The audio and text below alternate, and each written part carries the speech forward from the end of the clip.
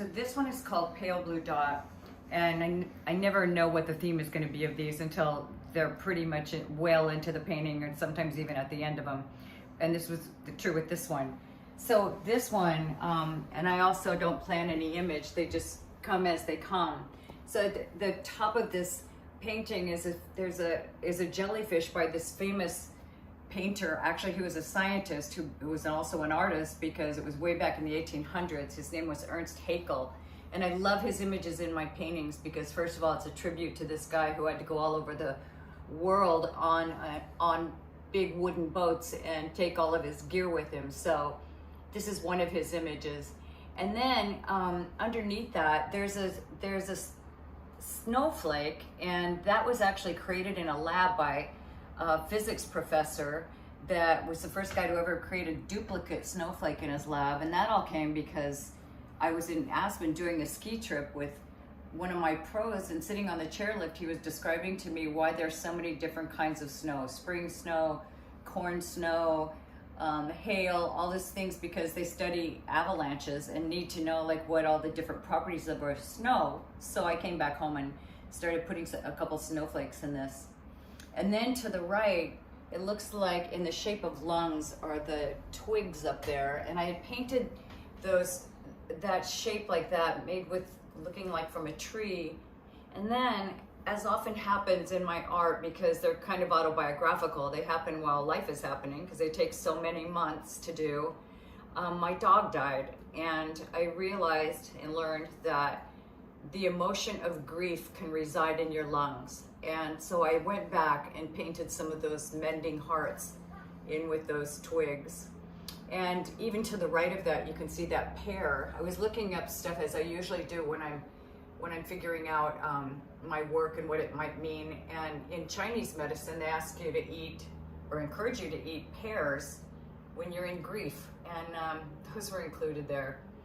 And moving on down through the painting, there's several different things that are symbolic to me, and sometimes they're just magnificent and beautiful. The image right in the middle of this painting is one that is by an underwater photographer. He actually does all kinds of spectacular photography. His name is Michael David Adams, and he was wonderful to give me permission to paint this woman that was an underwater feat of photography that he does.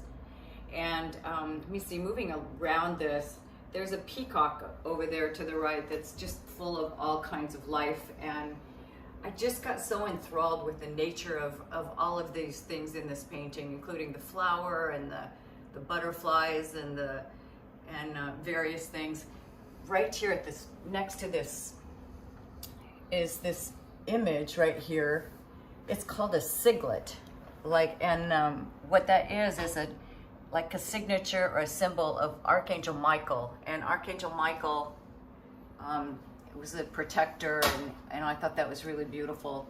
And then as I got going into this painting, Aretha Franklin died, and when she died, it was all over. Her music was all over, and I just listened to a book about her, and the book was talking about her life, and she lived such an amazing life. And so the song, RESPECT and all of those kinds of things, I thought, so I wrote this word respect, and I put the board down on the ground here in my studio and got some sheet music online, and I started writing out the sheet music. And then it occurred to me that the only way that you can't ask for respect if you don't respect yourself. So I erased all the penciled in sheet music and replaced it with this music, which is Respect Yourself, which is from the Staple Singers, which I also got to see perform. So it's pretty amazing. And then this started to come to me and I learned about I knew about Carl Sagan, but I hadn't realized that he had talked NASA into turning around one of the Voyager spacecraft just before they untethered it so it could go into deep space. And on board that aircraft was what they called a golden disc. It wasn't gold, but it was some kind of metal that would signify what human life and plant life was on Earth, so that if some culture, some alien somewhere found this somewhere, somewhere in the future, that they would maybe get an idea of what planet Earth was. And as he asked for that spacecraft to be turned around one last time and take a picture of Earth, you could barely see it. There was a shaft of light. Look it up. It's such an amazing thing. And his quotes about it. And there was a little dot, and they had to put an arrow by it and said, "This is us," which is, and he called it pale blue dot.